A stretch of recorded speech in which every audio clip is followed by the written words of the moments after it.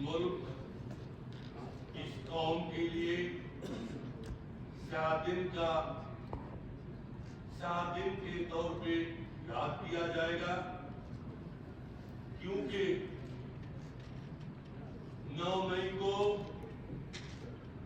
ایک سیاسی پارٹی کے سربراہ کو جب گرفتار کیا گیا،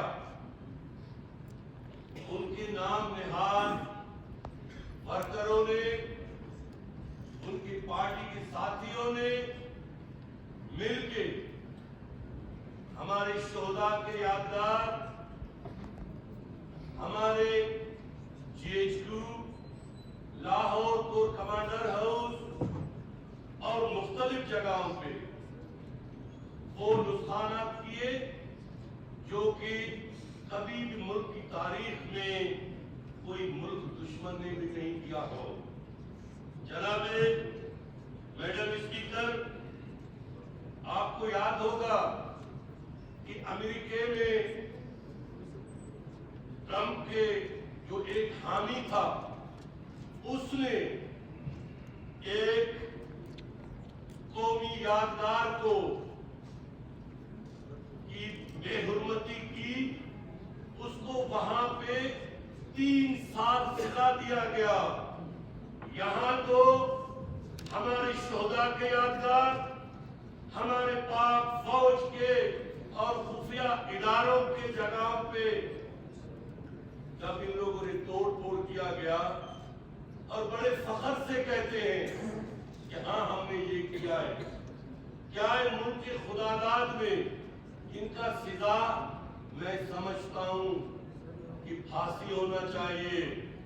یہ ملک ہے، ہم ہے، قانون ہمیں یہ اجازت دیتی ہے کہ ملک کے خفیہ اداروں کے خلاف یا قانون کے خلاف یا اس ملک کے خلاف جو اس طرح کی حرکت کیا جاتا ہے تو اس کو سزا دینا چاہیے۔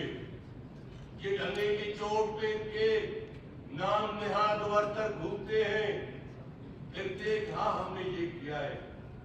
تو جناب میڈم اسپیکر، آج کا یہ جو مشترکہ قرارداد پیش کیا گیا ہے، اس کے روشنی میں پاکستان پیپلز پارٹی کے ہر ورکر، ہر ممبر اسمبلی، ہر پاکستانی، میں سمجھتا ہوں کہ 14 کروڑ عوام ان کے ان حرکت کی مذمت کرتا ہے۔ 24 کروڑ۔ تو جناب میڈم اسپیکر، اس ملک کو پاکستان پیپلز پارٹی کی قیادت سے لے کر ورکروں کی خون شامل ہے۔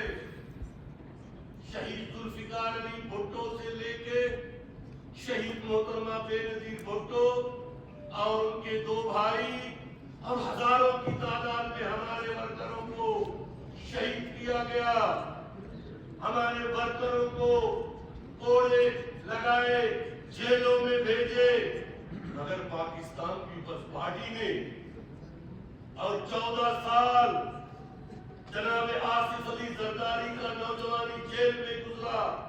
کیا پاکستان پیپلز پارٹی نے اس طرح حرکت کی؟ کیوں؟ یہ ملک ہمارا ہے۔ اس ملک کے درخت کو پیپلز پارٹی کے ورکروں نے، پیپلز پارٹی کے لیڈرشپ نے خون دے کے بڑا کیا ہے۔